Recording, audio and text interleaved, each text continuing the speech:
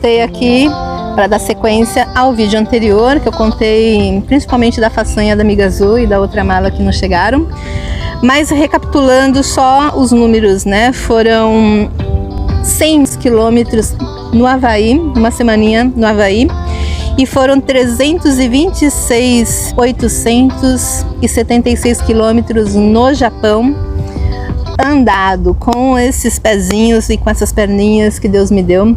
É uma média de mais ou menos 15 para 16 quilômetros dia, porque foram 27 dias, mas isso não é uma realidade, não é verdade, é uma média geral, porque o total de quilômetros foram 427 quilômetros andados, né, ao longo desses 27 dias. Mas os tempos que eu estava em trânsito, no avião, no trem, isso eu andava menos. A média de dias, quando eu estava mesmo caminhando, conhecendo o lugar, era de 18 a 22 quilômetros por dia. Muito bem aplicados. Eu conheci bem os lugares. Eu gosto muito mesmo disso. Acho que isso faz toda a diferença nas minhas viagens. Para quem caiu aqui agora, no outro vídeo eu falo que eu estou no Jardim Botânico em Jundiaí. Lá em cima é a prefeitura da cidade de Jundiaí. Eu estou num lugar público, então vez por outra vocês vão ver pessoas passando, conversando e tal. Então faz parte da vida, como Viva Vidas Vivas, do nosso canal. 31 horas, retomando, né? 31 horas de voo, de viagem do Brasil pro Havaí. Do Havaí para o Japão foram mais 17 horas. E do Japão para o Brasil foram mais 35 horas de viagem. No Havaí eu fiquei principalmente na ilha de Oahu, que é a principal ilha do Havaí, onde fica a capital de Hawaii. Maravilhosa, né? Eu contei um pouquinho sobre minha chegada lá, e eu vou contar de maneira mais detalhada nos vídeos seguintes, que eu quero mostrar as coisas que tem para fazer lá. Muito bacana, um lugar imenso, não é porque é uma ilha que é pequeno, é muito bacana. Uma das coisas que me marcou assim de impressão no Havaí é a beleza exuberante, maravilhosa. As pessoas são muito atenciosas, estão sempre dispostas a ajudar, especialmente motorista de ônibus, tal. Eles têm uma paciência para te explicar e te atender, tal, muito legal. Mas me chamou muita atenção também o fato de ter muitos, mas muitos mesmo, moradores de rua.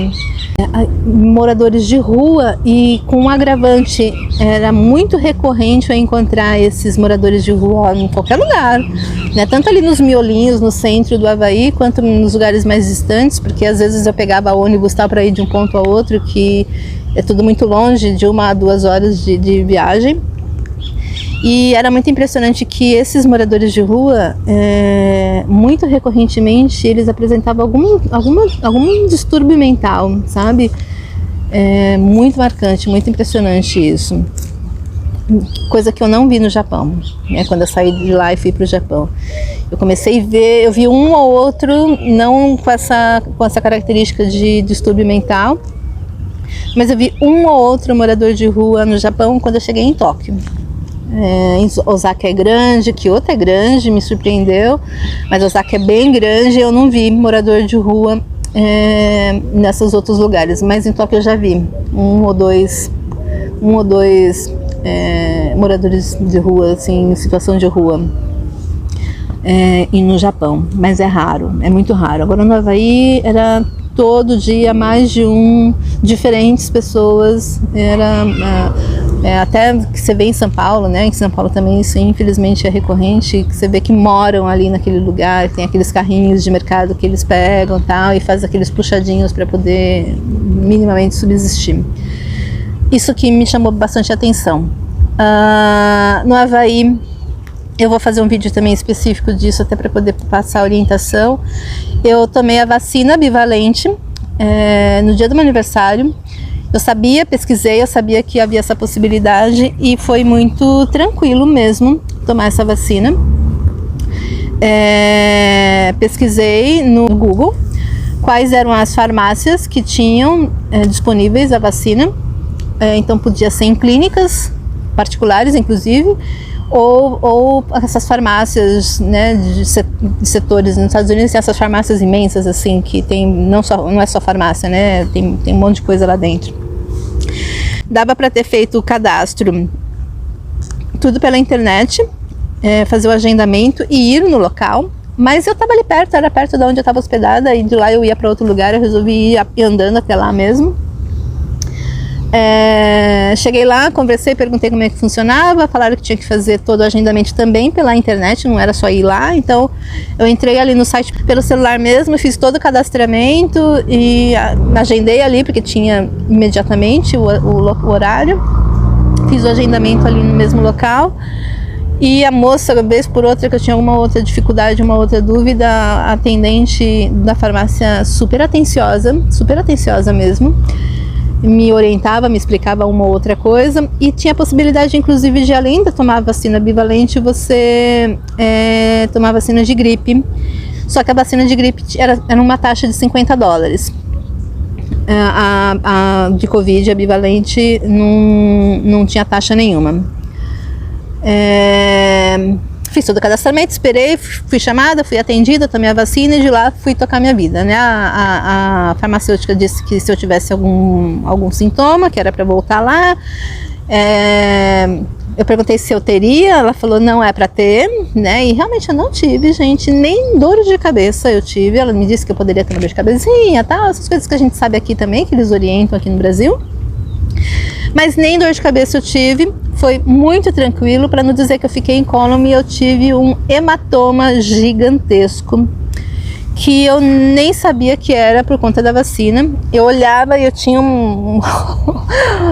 tem até vídeo que eu gravei durante a viagem, com um roxão grande. Eu olhava, porque, claro, né, eu ando e bato e tal, e eu tinha roxos em outros lugares do corpo, mas não tão grande e ostensivo como ficou no braço.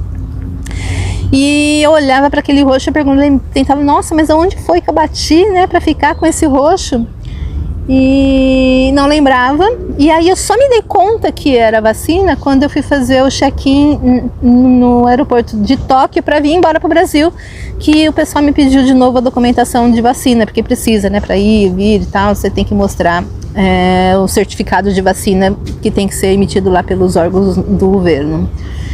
E aí que eu falei, puta, é vacina, né? E ainda voltei pro Brasil, ainda fiquei uma semaninha com o hematoma, eu fiquei quase o mês inteiro com o hematoma no braço, mas nem doía, só ficou roxo mesmo. E enfim, foi uma coisa bacana que eu também fiz no Havaí. E aí eu conto mais sobre o Havaí nos vídeos seguintes. Deixa eu só fazer um fechamento aqui da viagem toda.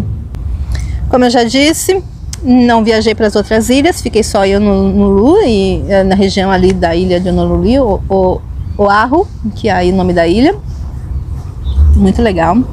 No Japão, eu cheguei em Tóquio, né? O trem à noite ele não circula, ele circula até um determinado horário e depois ele para. Então eu tinha interesse, pesquisei, perguntei, enfim, para um monte de gente, pesquisei num monte de lugar e não daria tempo de eu pegar o trem a ponto de eu chegar em Nagasaki. Minha ideia principal e original era que eu conseguisse sair do Havaí, saí 1h pouco da tarde do Havaí, cheguei umas 6 horas no Japão, em Tóquio, e aí eu pretendia acertar todas as demandas do passe, porque eu comprei um passe de trem que me permitia andar pela linha de trem o Japão todo, os lugares que tivesse, né, contemplado naquela linha. Tem uma ou outra linha que são as privadas que não estão contempladas no passe, mas é um passe caro, mas pelo tanto que você usa,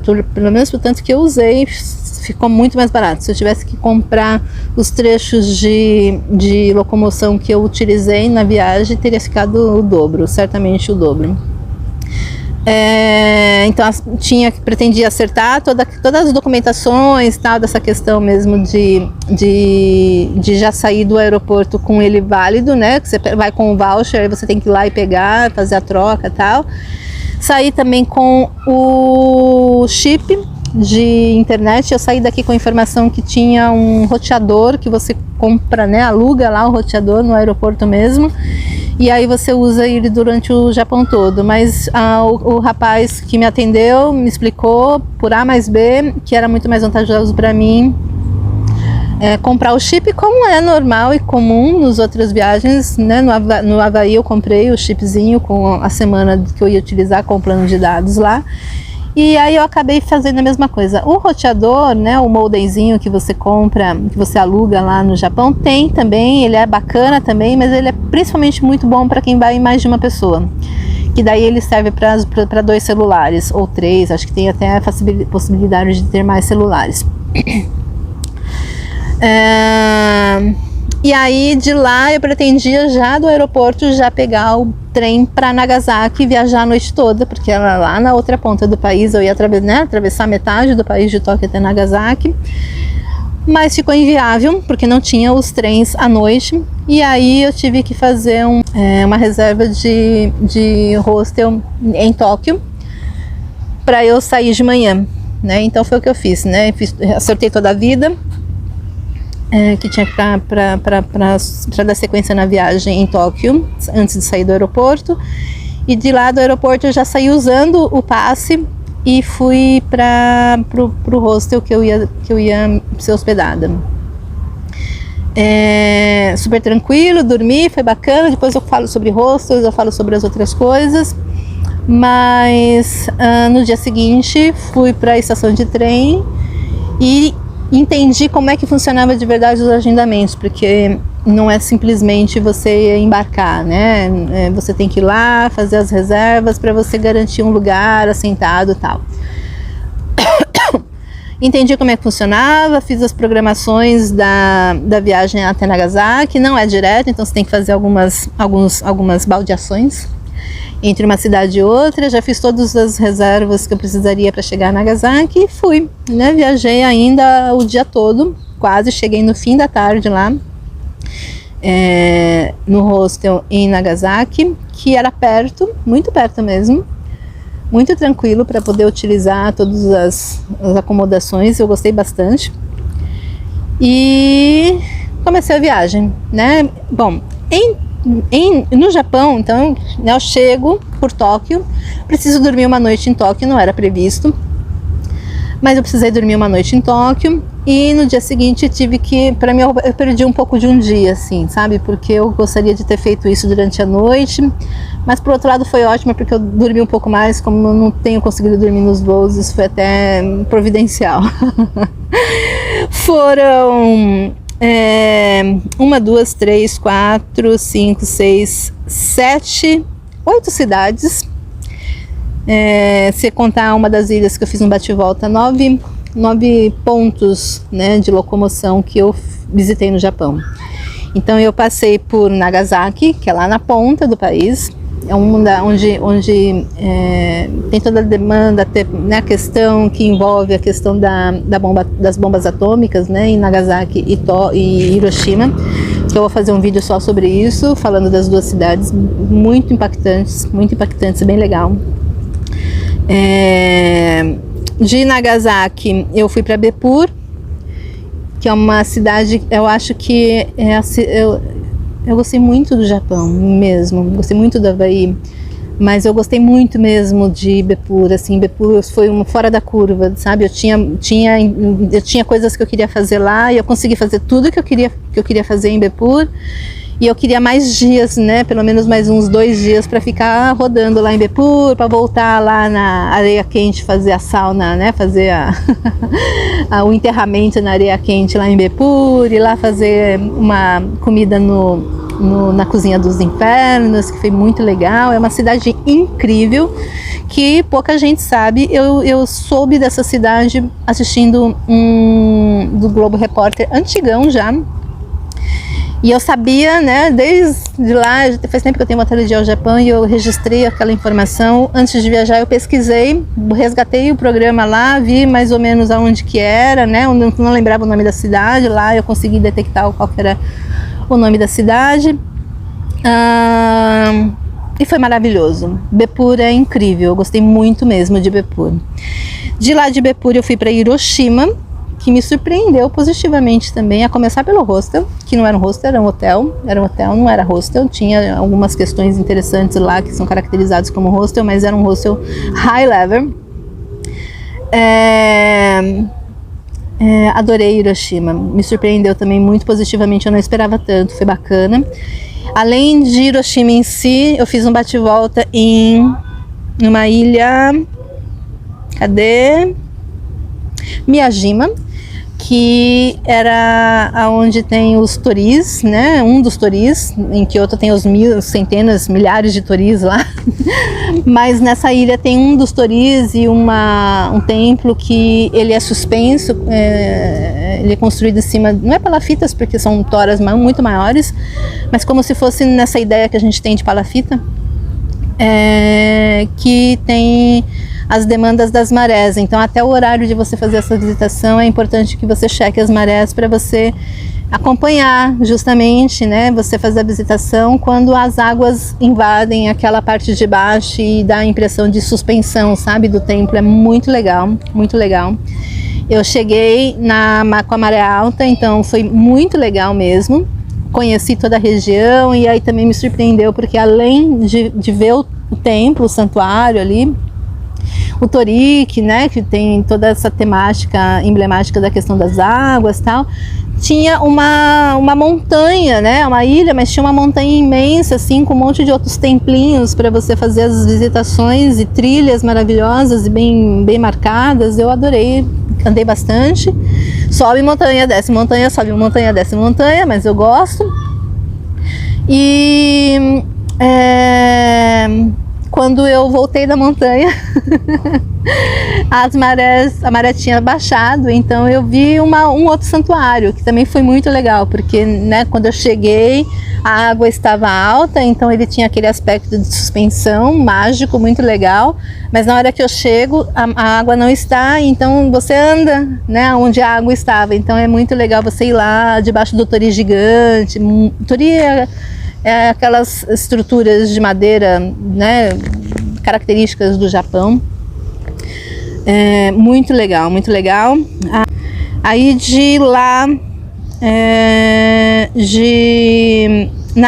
de Hiroshima, eu fui para Osaka, que é uma cidade monstruosa, gigantesca. Eu sabia que era, mas ela é realmente impressionante, muito legal. Gostei muito, muito, muito, muito de Osaka. Comprei muitas coisinhas lá em Osaka, porque eu andei nas lojinhas, sabe, sem ser a rota turística ali, então foi mais legal, gostei bastante, foi muito bacana mesmo. Esse boné eu comprei em Osaka. E de Osaka eu fui para Nara, que também me surpreendeu de maneira incrível, assim, impressionante. Surpreendeu mais até do que Kyoto, porque eu esperava muito de Kyoto, e isso é um problema, né? Quando a gente tem expectativa, as chances de frustração sobem, né, de maneira imprevista.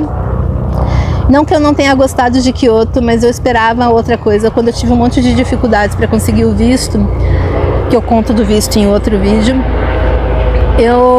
na semana que eu estava na expectativa se eu ia ou não ser aceita, né, receber ou não o visto para poder ir ao Japão, eu falei, tudo bem, se não der paciência e tal. E aí eu olhava uma outra coisa, falei, de Kyoto, né, que você pesquisa, aí o Google começa a te mostrar coisas, tá? Falei, puta, Kyoto, eu queria tanto te ver. Pô, Kyoto, eu queria tanto te ver.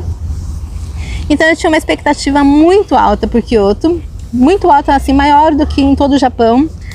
E foi muito legal, mas porque minha expectativa era alta e eu já tinha experimentado coisas bacanas, né? Porque é inevitável fazer as comparações, inevitável. Já tinha vivido coisas incríveis, tanto no Havaí quanto no Japão. A Kyoto não me surpreendeu. Acho que é essa a constatação, né? Não que me decepcionou, não atendeu obviamente as minhas expectativas, porque eram altas, mas não me surpreendeu, né? Bepur é a cidade que mais me surpreendeu, e Nara, que eu também dava nada para Nara. Foi maravilhoso, maravilhoso, maravilhoso. O lugar é incrível. Você fica no hostel ali do lado da estação. Eu consegui um hostel, sabe, nem é o hostel mais confortável que eu já estive, embora haja muito conforto, porque os padrões do hostel japonês eram altos. Então nem é o hostel mais chique que... Deixa eu deixar a molecada passar. Poxa, gente, a gente tá no lugar público, lembra que eu falei? E felizmente é muito bem cuidado, né? E o pessoal começou a podar a grama. E aí tem esse barulho no fundo. Eu vou encerrar aqui, vou contar o resto das coisas mais pra frente. Mas enfim, só para fechar, para continuar, só para concluir Nara, que foi maravilhoso, o hostel incrível, incrível, incrível. Não no sentido de que ele fosse luxuoso, com um monte de requisitos importantes, mas algo que é um diferencial para mim de todas as acomodações. E olha que eu tive acomodações muito boas, eu tive experiências excelentes nessa viagem. Nara tinha algo inigualável, o seu dono. Ai, cara, ele era incrivelmente atencioso, generoso, cuidadoso. Não tinha um dia, fiquei acho que 3 dias lá, 2 noites, e aí eu gostei tanto, né? Eu acabei cancelando uma das cidades, então esse cancelamento eu decidi ficar em Nara. Fiz uma negociação ali com ele, paguei à vista, inclusive, cancelei a cidade seguinte. E não houve um dia... E depois eu tive que voltar porque eu levei a chave embora para Kyoto. E aí ele não merecia perder a chave, ele nem tinha se dado conta, mas era perto, 1 hora de viagem e tudo bem, paciência, faz parte da brincadeira da viagem. Eu adorei ter voltado para Nara mais uma vez, tudo muito fácil. E aí, mas não teve um dia em que eu estive na companhia dele que ele não me desse algum agrado. Ou uma balinha, ou um docinho, ou uma bolachinha. E a esposa dele também maravilhosamente atenciosa, assim. Ela não trabalha no hostel, mas nos finais do dia ela sempre estava por lá com ele. Eu fiquei, acho que no 3º ou 4º andar desse hostel e não tinha elevador. E eu já estava, né, alguns dias, né, algumas semanas viajando, e toca levar as malas para cima, eu com a mochila nas costas e ele com a outra mala, sofrendo. Escada acima, umas escadinhas apertadinhas, mas sem reclamar, e foi maravilhoso. Além dessa hospitalidade, Nara é incrível, né? Tudo você consegue fazer a pé, então é tudo muito perto. A estação de trem era do lado, literalmente do lado mesmo. E o parque, né? Os lugares para você fazer as visitações nos santuários, tal, nos templos budistas, eram tudo muito perto. Tinha um lugar que é um pouco mais longe, mas eu fui andando porque eu adorei conhecer a cidade e tal. E depois, para voltar, eu voltei de trem, eu acho. Nem lembro mais, depois eu vejo. Mas foi maravilhoso, adorei, mesmo adorei Nara. Saindo de Nara eu fui para Kyoto. De Kyoto a viagem já está acabando, né, querida? De Kyoto a viagem já está acabando, essa filmagem também, eu já não estou mais aguentando ficar sentada, o barulho está enchendo o saco, faz parte da brincadeira. Enfim.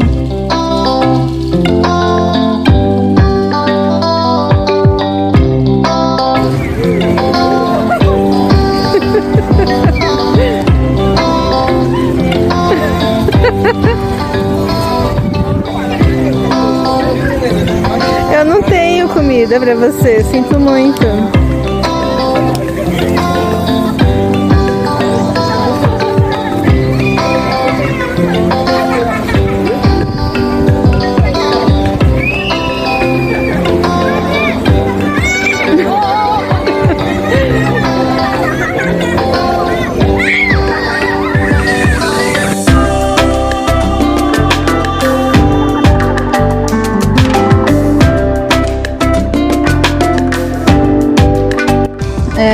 Andei o dia inteiro em Kyoto, tal, foi bacana. Eu já falei um pouco de Kyoto, depois eu falo mais. Acho que Kyoto não... Ah, Kyoto... Eu falei que não me surpreendeu, mas eu cometi uma injustiça. Teve uma questão... As memórias, né, vão voltando e querem... meu aparelho fonador não dá conta e nem vocês de ouvir, né, a velocidade com que chega. Eu falo rápido, desculpa, mas é porque é tudo tão legal. E aí tem a floresta dos bambus, Wajima, onde que é? Nem lembro. Arishayama, eu acho. Depois eu conto disso, gente. Depois eu falo sobre Kyoto, sobre ter gostado ou não, mas de lá...